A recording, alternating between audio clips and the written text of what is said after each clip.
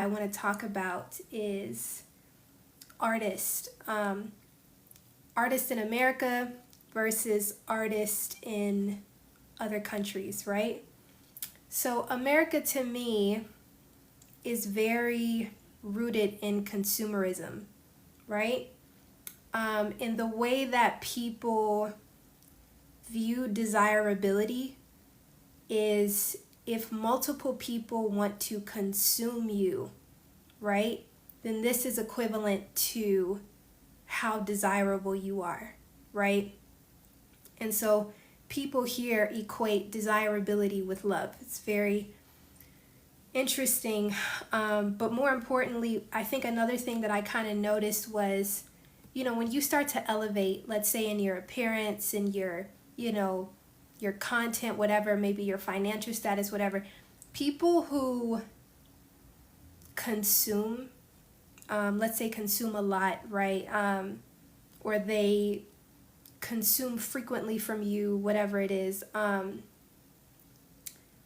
What ends up happening, especially amongst influencers, if you've ever noticed this, is that people feel entitled to consume all that you have created, right? Art, creativity is made in a way, or rather it's positioned in a way here in this country as it's up for consumption, right? If no one wants to consume you here, then you are deemed, or rather treated, as less valuable, if that makes sense. And so I think about just certain artists that are not from here that have stayed true to their, I want to say appearance, like they haven't really changed much because of how oversexed America is. I believe if they came here, they would be rejected, right? Because they're not putting their flesh on display. And it's not just their flesh, it's not flesh per se, but what it is people, Americans we feel entitled to consuming more than your creativity. We want to consume you, right? That's the thing about making a brand as attractive as possible. That's like what I'm doing and whatnot. It's not just your art that is to be consumed. You are to be consumed too. If you and your way of being does not make people feel something, right? Or it doesn't make them, you don't make them feel a way about you, or you don't make them feel better about themselves, people will not consume you. Therefore, you will be less valuable in the industry, right? Or just here in general, right? And so when I was looking at artists and I was listening to their music, right? Let's say recently I've been listening to a lot of French music, right? Much of their music is heavily based in storytelling, right? If they come over here and they do not gentrify, dilute their music, and they do not present themselves as something to consume, they will not sell, right? And so, I don't know, I kind of learned that very quickly because I was comparing artists that are made over here, right?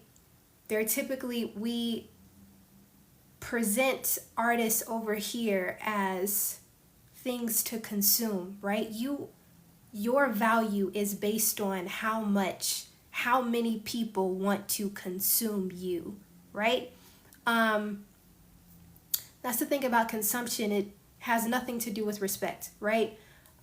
It's actually a breaching of respect. That's why consumers feel very entitled to artists, whether that be music, whether that be visual arts, whether that be writing, right? Like whatever it is, once you start to elevate in more ways than one, I want to say people that, yeah, it is sad. It's sad, but it's a trend that I have noticed. I'm like, wow.